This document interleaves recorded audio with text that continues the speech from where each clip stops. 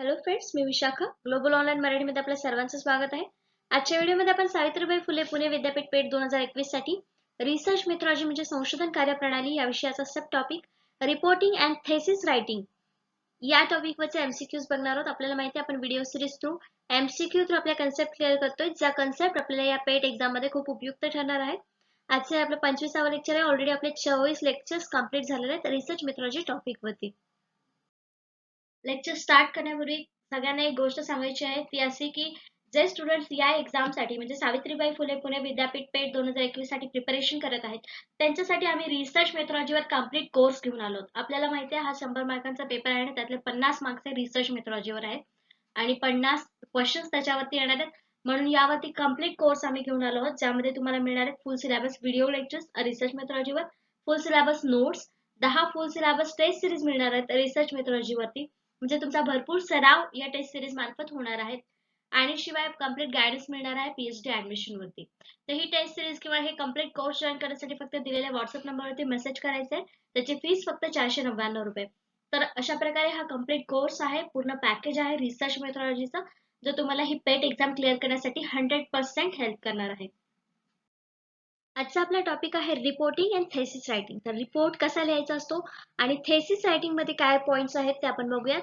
इथे आपल्याला दिसतंय structure and components of scientific report, म्हणजे जो सायंटिफिक रिपोर्ट आपल्याला जो द्यायचा असतो रिसर्च मध्ये, त्याचं स्ट्रक्चर काय असतं किंवा त्याचे कंपोनंट्स काय असतात ते आपल्याला बघायचं आहे. Types of reports, technical reports and thesis. रिपोर्टचे टाइप कुठले कुठले असतील किंवा टेक्निकल रिपोर्ट्स काय असतात.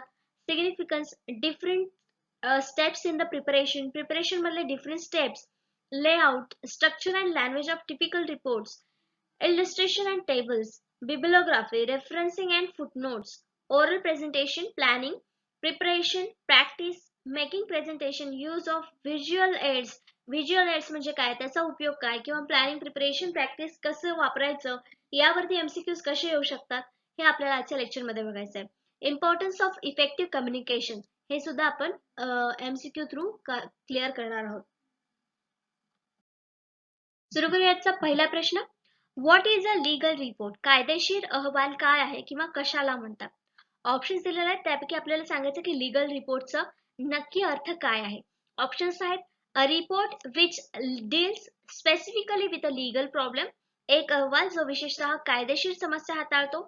बी, it's a brief statement of most significant facts necessary for the investigation, तपासणीसाठी आवश्यक असलेल्या सर्वात महत्त्वपूर्ण तथ्यांचे एक संक्षिप्त विधान आहे. आणि सी, बोथ ए अँड बी, म्हणजे अ आणि ब दोन्ही पर्याय, आणि डी फक्त ए. त्याचे करेक्ट आन्सर जे आहे ते आहे सी, म्हणजे बोथ ए अँड बी. का तर लीगल रिपोर्ट म्हटल्यानंतर तो कायदेशीर समस्या हाताळण्यासाठी उपयुक्त आहे किंवा तो हाताळतो म्हणून, आणि दुसरं तो तपासणीसाठी आवश्यक आहे किंवा ते तथ्यांचं संक्षिप्त विधान आहे, हे देखील स्टेटमेंट बरोबर आहे. म्हणून हे दोन्ही स्टेटमेंट ज्याच्यामध्ये आन्सर मध्ये आहेत ते ऑप्शन आपलं करेक्ट आन्सर आहे. Both A and B options are correct. A report which deals specifically with a legal problem is said to be a legal research. In short definition आपण सांगू शकतो की reports deals with specifically with a legal problem.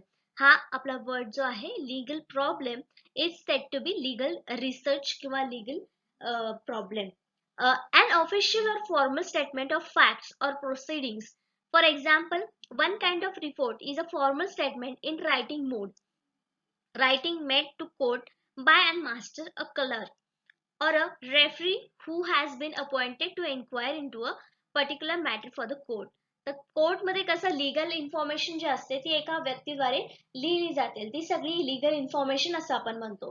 तर report मध्ये देखील आपण legal report काय देत असतो, तर लीगल प्रॉब्लेम विषयी त्याच्यावरती माहिती देत असतो, इन्फॉर्मेशन देत असतो.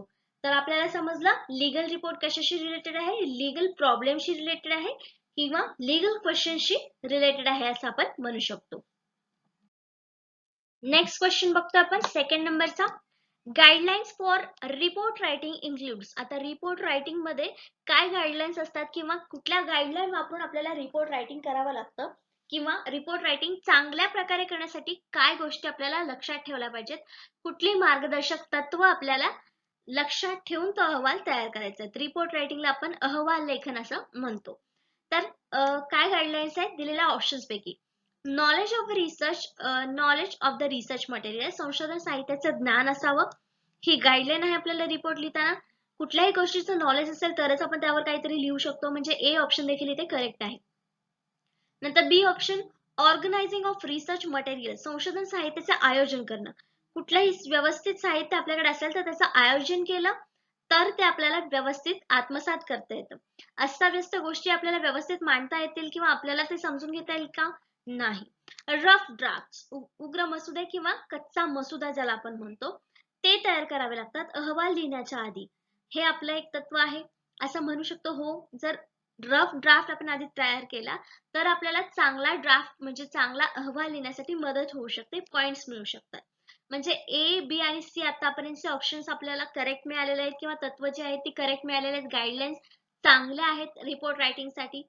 मग इथे ऑप्शन आपल्याला ई दिसते की ऑल ऑफ द अबो आहे, तरी पण आपल्याला डी ऑप्शन इथे करेक्ट आहे की नाही चेक करायचं आहे. Bibliography, foot notes and head notes, ग्रंथसूची, तळटीप आणि हेड नोट्स, हे जे काय आहे हे सगळं आपल्याला अहवाल लिहिण्यासाठी मार्गदर्शक तत्व आहेत किंवा मार्गदर्शक ठरतात. हे पण बरोबर आहे आपल्याला. म्हणजे option A, B, C, D, all of the options are correct. मग इथे करेक्ट ऑप्शन काय असणार आपला? E, all of the above. वरील सर्व ज्या गोष्टी आहेत मार्गदर्शक तत्वामध्ये समाविष्ट आहेत. कशाच्या मार्गदर्शक तत्वामध्ये समाविष्ट आहेत? अहवाल लेखनाच्या. Guidelines for report writing includes all of the above. इथे काही अजून गाईडलाईन्स आहेत for report writing. Write as you speak, जसं तुम्ही बोलत आहात तशा प्रकारे लिहिण्याचा प्रयत्न करा. Avoid empty words, empty words म्हणजे तिथे काहीही शब्द आठवत नाहीये म्हणून ज्याला त्याला असं वापरून चालणार नाही, तिथं प्रॉपर वर्ड वापरला पाहिजे. Use descending order of importance, importance जो आहे तो डिसेंडिंग ऑर्डरने पाहिजे, म्हणजे पहिले जो आहे तो चांगला असायला पाहिजे, त्याच्यानंतर कमी इम्पॉर्टंट, त्याच्यानंतर कमी इम्पॉर्टंट, डिसेंडिंग ऑर्डरने हा वापरला पाहिजे. Use the active voice, active voice आपण तिथे वापरला पाहिजे. ऍक्टिव्ह व्हॉइस आणि पॅसिव्ह व्हॉइस रिटर्न मधला. कीप सेंटेन्स शॉर्ट, सेंटेन्स जे आपण वापरणार आहे ते शॉर्ट वापरले पाहिजे, समजायला सोपे असले पाहिजे. डोंट ट्राय टू इम्प्रेस, फक्त इम्प्रेस करण्यासाठी लिखाण करू नका. ते लिखाण जे केलेलं आहे आपण ते समजलं पाहिजे, ज्याला आपण हा रिपोर्ट वाचायला देणार आहे किंवा जो रिपोर्ट आपला वाचणार आहे त्याच्यासाठी हे समजणारं पाहिजे, इम्प्रेसिव्ह नाही. म्हणून don't try to impress, write to express, म्हणजे तुम्हाला एक्सप्रेस करण्यासाठी तुम्ही लिहा, इम्प्रेस करण्यासाठी नाही. गेट फॅक्ट्स 100% राईट, जे फॅक्ट्स आहेत, सत्य आहेत ते 100% राईट आहेत ते तुम्ही मांडा रिपोर्ट रायटिंग मध्ये. बी अनबायस्ड अँड ओपन, तर मेन मुद्दा जो आहे आपल्याला रिसर्च मध्ये किंवा रिसर्चरला किंवा रिपोर्ट रायटिंग करताना रिसर्चरला लक्षात ठेवायचं आहे, आपण अनबायस व्हायचं नाहीये, अनबायस राहायचंय आणि ओपन राहायचंय. बायस होऊन चालणार नाही, म्हणजेच पक्षपाती होऊन चालणार नाही. मी पक्षपातीपणे आपल्याला हे सगळे रायटिंग्स करायचे आहेत, तेव्हा ते सगळ्यांना उपयुक्त ठरणार आहे. नेक्स्ट क्वेश्चन बघतो आपण थर्ड नंबरचा. बिब्लिओग्राफी इज, ग्रंथसूची आहे किंवा या ऑप्शन्स पैकी त्याला कशाला आपण बिब्लिओग्राफी किंवा ग्रंथसूची म्हणू शकतो हे आपल्याला सांगायचं आहे. ऑप्शन्स आहेत at the end of the study arrange in alphabetical order, याला बिब्लिओग्राफी म्हणतात का? जे शेवटी अरेंज केलेले असतात अल्फाबेटिकल प्रमाणे. का? एनीवेअर इन द स्टडी, अभ्यासात कुठेही दिलेली असते bibliography. Beginning of the study, अभ्यासाच्या सुरुवातीला असते. Not necessary to be included, समाविष्ट करणे आवश्यक नाही. तर बिब्लिओग्राफी समाविष्ट करणे आवश्यक नाही हे ऑप्शन तर पहिले चुकीचे, आपण हे काढून टाकणार, डी ऑप्शन आहे. तर तीन पैकी कुठलं करेक्ट ऑप्शन आहे बिब्लिओग्राफीच्या संदर्भात? तर बिब्लिओग्राफी नेहमी शेवटी असते, अभ्यासात कुठेही नसते, मग हे ऑप्शन चुकीचं आहे. किंवा सुरुवातीला असते, हे पण चुकीचं आहे. मग एकच ऑप्शन आपल्याला इथे दिसते की ऍट द एंड, शेवटी असते आपल्याला माहिती आहे, पण ते अरेंज अल्फाबेटिकली करतात की नाही हे आपल्याला जर माहित नसेल तर बाकीचे ऑप्शन्स गाळून आपल्याला करेक्ट ऑप्शन चॉईस करता येतील, आणि ते आहे ए, की ते अल्फाबेटिकल ऑर्डर मध्ये अरेंज केलेले असतात आणि अभ्यासाच्या शेवटी दिलेले असतात, त्याला आपण बिब्लिओग्राफी म्हणतो, म्हणजेच ग्रंथसूची म्हणतो. A bibliography is a list of all of the sources you have used. तर बिब्लिओग्राफी म्हणजे नेमकं काय? तर जे सोर्सेस आपण यूज केलेले आहेत आपल्या रिसर्च मध्ये त्याची लिस्ट म्हणजे bibliography. Whether referenced or not in process of researching your work in general, a bibliography should be included. मग तुम्ही त्याचा रेफरन्स घेतला असेल की नाही, पण तेव्हा तुम्ही शोध घेता तुमच्या कामासाठी, तेव्हा तो बिब्लिओग्राफी म्हणजे एखादं बुक आपण वापरतो, मग त्याला बिब्लिओग्राफी मध्ये आपण इन्क्लूड केलं पाहिजे. मग बिब्लिओग्राफी लिहिताना आपण त्याच्यात नेमकं काय लिहायला पाहिजे? फर्स्ट जे आहे ते लिहायचं असतं ऑथर्स नेम, नंतर title, the name and the location of the companies that publish your copies of the sources, dates your copies were published, जे पब्लिश झालेली गोष्ट आहे किंवा जे आपण रेफर केलेलं आहे त्याची डेट किंवा copy, the page number of your source, म्हणजे जो सोर्स आपण घेतलेला आहे तो कोणत्या पानावरून कुठल्या पेजवरून घेतलेला आहे. तर या 5 गोष्टी आपल्याला बिब्लिओग्राफी लिहिताना लिहाव्या लागतात. असे कितीतरी आपण बुक्स किंवा ग्रंथ वापरतो आणि त्याचा रेफरन्स करताना मग आपण अल्फाबेटिकल ऑर्डर मध्ये हे बिब्लिओग्राफी मांडत असतो. The basic format for a book citation requires listing the author's name. Author's name the basic काय आहे, याच्यामध्ये आपल्याला ऑथर्स नेम जे आहे ते बेसिक आहे असं आपल्याला लक्षात ठेवायचं आहे. The title of book, author's name नंतर टायटल बुकचं असं कुठलेही अंदाजे लिहून चालणार नाही.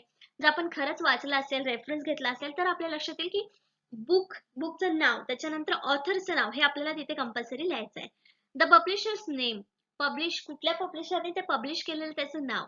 द डेट ऑफ पब्लिकेशन, पब्लिकेशनची डेट काय आहे ती सुद्धा आपल्याला इथे पब्लिश करावी लागते. Edited books when cited in full will list the editor's name instead of an author's name. जर एडिटेड बुक आपल्याला माहिती आहे की अनुवाद केलेल्या बुक्स असतात काही, तर त्यावेळेस आपण ऑथरच्या नावाच्या ऐवजी एडिटरचं नाव लिहायचं असतं, नेम लिहायचं असतं. तर अशा प्रकारे बिब्लिओग्राफी तयार केली जाते किंवा आवश्यक असते आपल्याला कुठलाही रेफरन्स किंवा रिपोर्ट लिहिताना किंवा रिसर्च प्रोजेक्ट तयार करत असताना. नेक्स्ट क्वेश्चन बघतो आपण 4th नंबरचा. Which of the following become the initial part of report. खालीलपैकी कोणता अहवालाचा प्रारंभिक भाग बनतो? अहवाल रिपोर्ट जो आपण लिहितो त्याचा सुरुवातीची स्टेज काय आहे, इनिशियल पार्ट मध्ये काय येतं किंवा काय असतं हे आपल्याला सांगायचं आहे. ऑप्शन्स आहेत preface, foreword, table of cases, list of abbreviation, all of the above. तर आपण सुरुवातीला जर पहिल्यांदाच बघत असेल की रिपोर्ट काय आहे किंवा रिपोर्टच्या प्रारंभिक भागात काय असतं, तर त्यांच्यासाठी एक करेक्ट ऑप्शन सांगते, ते आहे E, all of the above. ह्या सगळ्याच गोष्टी ज्या असतात त्या आपल्याला अहवालाच्या प्रारंभिक भागामध्ये येत असतात. आपण कुठलंही बुक वाचतो किंवा काय वाचतो तर त्याच्यामध्ये आपल्याला काय दिलेलं असतं, प्रस्तावना दिलेली असते, त्याच्यानंतर बुकमध्ये काय काय आहे ते दिलेलं असतं, त्याच्यामध्ये या टेबल्स दिलेले असतात, टेबल्सचे नंबर्स दिलेले असतात, पेजवरती असे दिलेले असतात टेबल्स ऑफ केसेस. नंतर लिस्ट ऑफ ॲब्रिव्हिएशन, जे शॉर्टकट्स वापरलेले आहेत बुकमध्ये किंवा काही अर्थ दिलेले असतात शब्दांचे ते सुद्धा दिलेले असतात. तर अशा प्रकारे जो इनिशियल पार्ट असतो रिपोर्टचा त्यामध्ये ह्या सगळ्या गोष्टी इन्क्लूड केलेल्या असतात. There are 4 different stages of report writing which are named as. इथे आपल्याला सांगितलेलं आहे की 4 डिफरंट स्टेजेस आहेत रिपोर्ट रायटिंगचा. त्याच्यामध्ये सुरुवातीला आहे इन्व्हेस्टिगेटिंग, नंतर प्लॅनिंग, मग रायटिंग आणि नंतर रिवायझिंग. and each stage makes us more efficient regarding report writing. Report writing करताना कुठल्याही विषयाविषयी आपल्याला आधी तपासणी करावी लागते, त्याच्यावरती मग प्लॅनिंग बनवावं लागतं की काय काय करायचं आहे, आणि प्लॅनिंग झाल्यानंतर मग आपण काय करतो, त्याच्यावर रायटिंग सुरू करतो, लिहिणं सुरू करतो, आणि लिहून झालं की मग त्याच्यावरती आपण रिवाइज करतो की आपलं लिखाण हे बरोबर झालं आहे की नाही, ह्याच्यामध्ये काही कमी आहे का, किंवा जे आपण रेफरन्स यूज केलेले आहे ते तिथे लागू होत आहेत का, या सगळ्या गोष्टी मग आपण रिवायझिंग मध्ये करत असतो. ह्या 4 स्टेप्स आपल्याला इथे कंप्लीट कराव्या लागतात रिसर्च रिपोर्ट रायटिंग मध्ये. पहिले आहे इन्व्हेस्टिगेशन, इन्व्हेस्टिगेटिंग, नंतर सेकंड येते मग प्लॅनिंग, थर्ड येते रायटिंग, जे काय आपण प्लॅनिंग केलेलं आहे त्याच्याबद्दल किंवा जे आपल्याला मिळालेलं आहे त्याच्याबद्दल रायटिंग, आणि मग फोर्थ लास्ट येतं रिवायझिंग, जे काय आपण लिहिलेलं आहे ते रिवाइज करायचं. ह्या 4 स्टेप्स इथे आपल्याला रिपोर्ट रायटिंग मध्ये लक्षात ठेवायच्या आहेत. नेक्स्ट क्वेश्चन बघतोय 5th नंबरचा. The conceptual framework and background of research which will become the source for formulation of hypothesis is known as. संशोधनाची वैचारिक चौकट आणि पार्श्वभूमी जी परिकल्पना तयार करण्यासाठी स्त्रोत बनेल म्हणून ओळखली जाते. तर हा प्रश्न जो आहे तो आजच्या आपल्या टॉपिकशी जास्त रिलेटेड होत नाहीये, पण हा क्वेश्चन थोडा वेगळा वाटला म्हणून मी घेतला. जो आपला सिलेबस आधी झालेला आहे त्याच्यामधला आहे, जो आपला ओळखीचा सिलेबस आहे, म्हणजे झालेला क्वेश्चन आहे, उत्तर मी डायरेक्ट सांगू शकत नाही म्हणून थोडंसं गडबड आहे की कसं सांगायचं.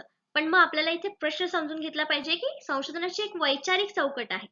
वैचारिक चौकट, कन्सेप्च्युअल फ्रेमवर्क आणि बॅकग्राऊंड आहे रिसर्चचं. तर तो सोर्स कुठला होईल ज्याच्यामुळे आपण हायपोथेसिस तयार करू शकतो. तर हायपोथेसिस आपण कुठल्या गोष्टींवर तयार करतो?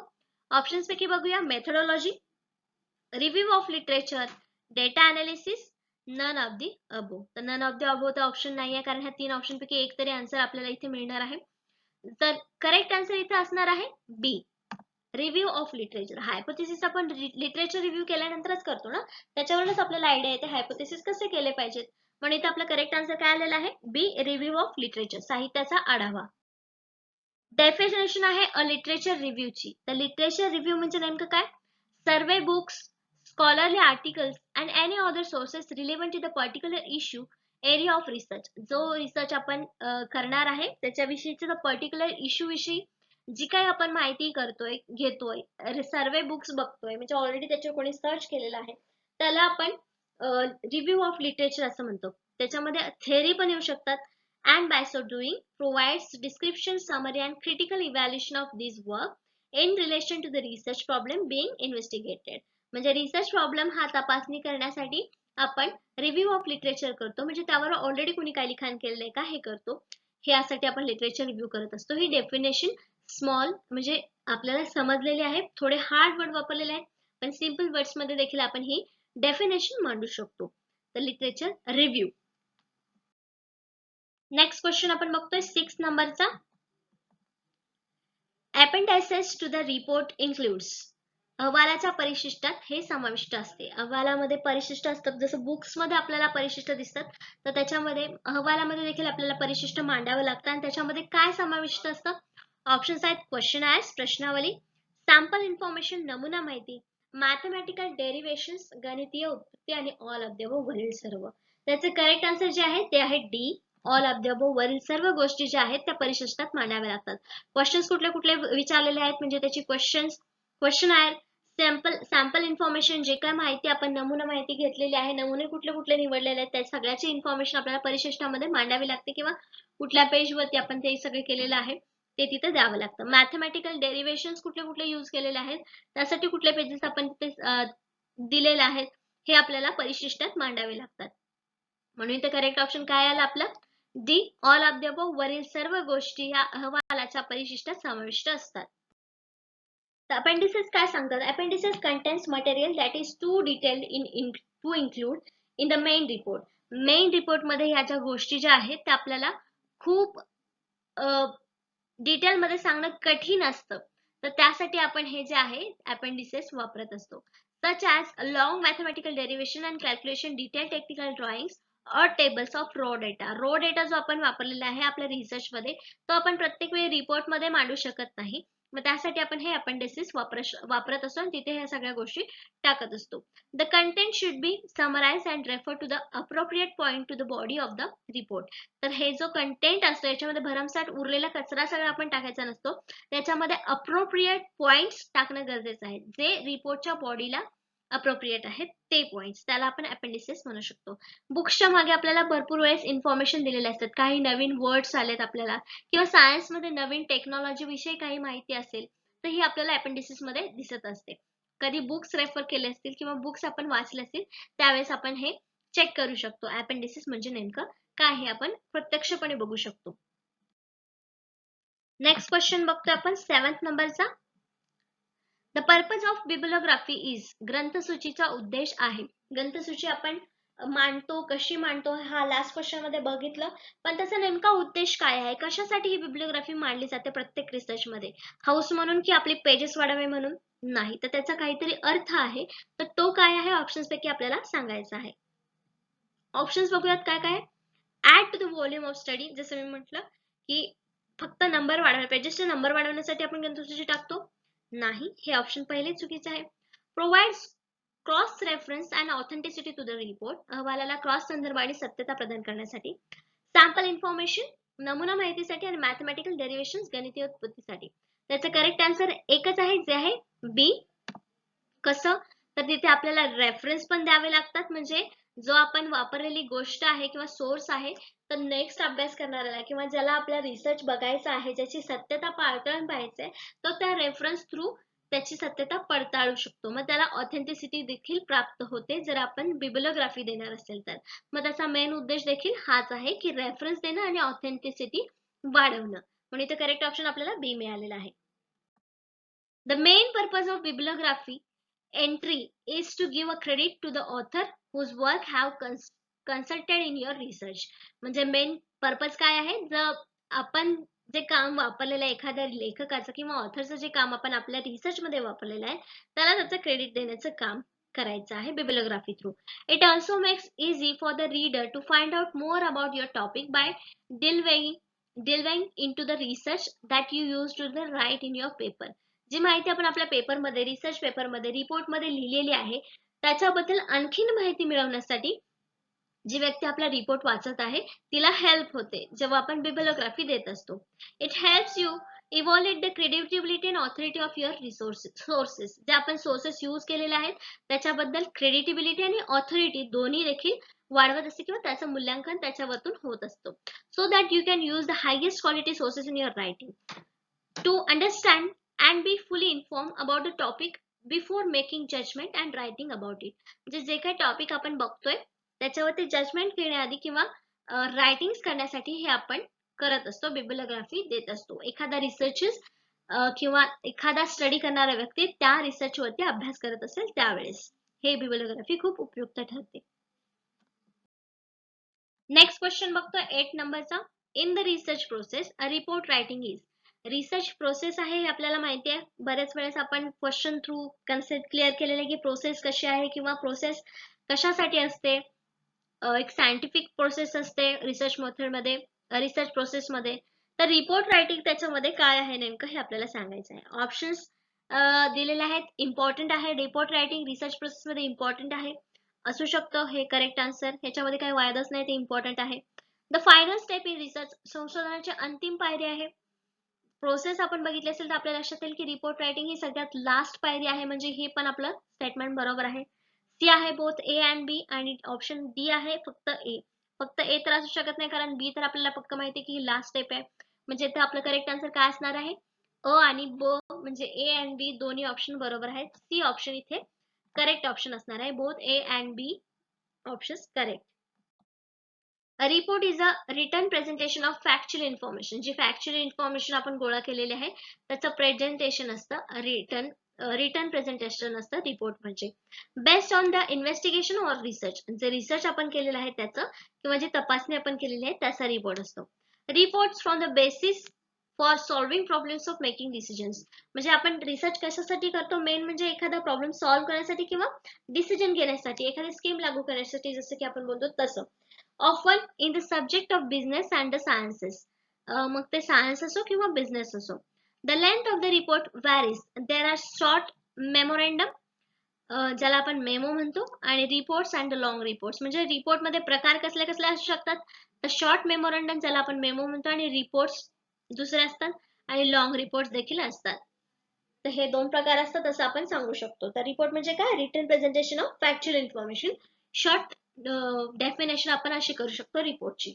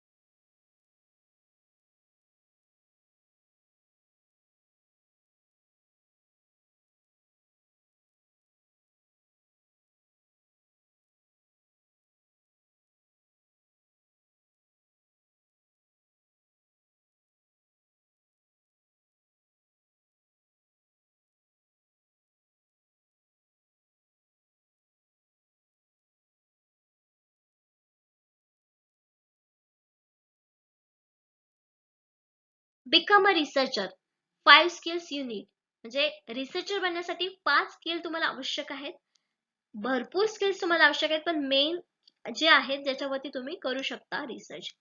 जे आहे प्रोजेक्ट मॅनेजमेंट, जो आपण प्रोजेक्ट निवडणार आहे त्याच्यावरती प्रोजेक्ट मॅनेजमेंट आपल्याला व्यवस्थित जमलं पाहिजे. Every research project require a degree of project management. Handling budget, जे बजेट आहे ते आपल्याला हँडल करता आलं पाहिजे. Another key skill is learning how to effectively manage the budget. जास्त खर्च करून आपला रिसर्च जर होणार असेल आणि त्याचा काही नंतर भविष्यात उपयोग होणार नसेल तर तो खर्च वाया जाणार आहे. म्हणून हँडलिंग बजेट हे देखील एक स्किल आहे जे व्यवस्थितपणे आपल्याला वापरता आलं पाहिजे.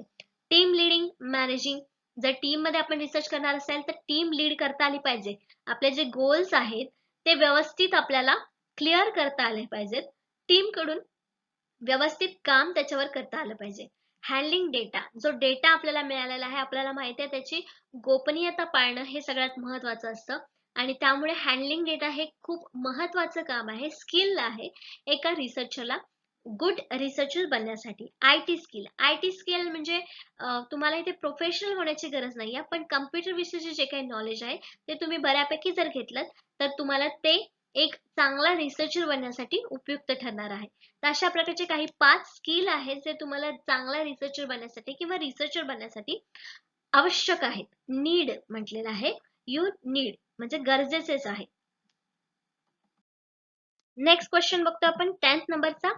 The introduction of report should state which of the following. अहवालाच्या प्रस्तावनेमध्ये खालीलपैकी कोणता असावे किंवा कोण असावं किंवा काय असावं असं विचारलेलं आहे आपल्याला या क्वेश्चन मध्ये. दिलेले ऑप्शन्स आहेत नेचर ऑफ द स्टडी, अभ्यासाचं स्वरूप, एम ध्येय, सोर्सेस ऑफ इन्फॉर्मेशन माहितीचे स्रोत, स्कोप ऑफ द स्टडी अभ्यासाची व्याप्ती आणि ऑल ऑफ द अबोव. तर हे ऑप्शन्स वाचतानाच आपल्या लक्षात येतं की बरेचसे सगळे ऑप्शन्स जे आहेत ते आपण इंट्रोडक्शन मध्ये इन्क्लूड करतो. आपल्या रिसर्चचा हेतू काय आहे, रिपोर्टचा हेतू काय आहे, अभ्यासाचं स्वरूप काय आहे, म्हणजेच नमुना कुठले कुठले निवडणार आहे त्याच्यामध्ये नेचर मध्ये येतं. नंतर डेटा स्रोत कुठले कुठले घेतलेले आहेत, लिटरेचर रिव्ह्यू मध्ये आपण बघणार आहोत. मग हे सी मध्ये पण सोर्सेस ऑफ इन्फॉर्मेशन मध्ये ते येणार आहे. म्हणजे आपल्याला हे चारही जे ऑप्शन्स आहेत हे चारही ऑप्शन आपल्याला इथे इंट्रोडक्शन मध्ये येतात रिपोर्ट मधल्या. इथे करेक्ट ऑप्शन आपलं काय असणार आहे, E all of the above. वरील सर्व ज्या गोष्टी आहेत ह्या आपण रिपोर्टच्या इंट्रोडक्शन मध्ये घेत असतो म्हणून इथे करेक्ट ऑप्शन ई आलेला आहे. The introduction tell us the readers what the report is about. Introduction मध्ये सगळ्या गोष्टी का असतात, कारण त्याच्यावरून आपल्याला समजतं की रिपोर्ट मध्ये काय आहे. It sets the project in its wider context.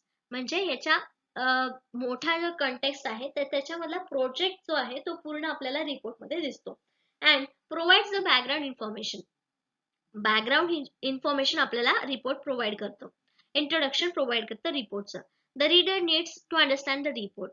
जो कोणी वाचणार आहे, वाचक आहे, त्याला हा रिपोर्ट अंडरस्टँड होणं गरजेचं आहे, तेव्हाच तो पुढची जी इन्फॉर्मेशन आहे तो समजू शकेल किंवा त्याचा उपयोग होणार आहे. Briefly outline in the report structure, not necessary in short report. जी ब्रीफ आउटलाईन असते ती आपण इंट्रोडक्शन मध्ये करत असतो रिसर्च स्ट्रक्चर मध्ये. शॉर्ट रिपोर्ट मध्ये याची गरज नसते इंट्रोडक्शनची, डायरेक्ट तुम्ही 2 लाईन मध्ये इंट्रोडक्शन देऊन स्टार्ट केलं तरी तिथे होत असतं. अशा प्रकारे इंट्रोडक्शन आवश्यक असतं प्रत्येक रिपोर्ट मध्ये. तर अशा प्रकारे आपले 10 MCQs आणि 10 कन्सेप्ट या टॉपिक वरच्या इथे संपल्या आहेत आजच्या सेशन मधल्या. नेक्स्ट सेशन मध्ये देखील आपण याच्यावरचे 10 क्वेश्चन्स आणि 10 कन्सेप्ट बघणार आहोत. आजच्या सेशन साठी धन्यवाद.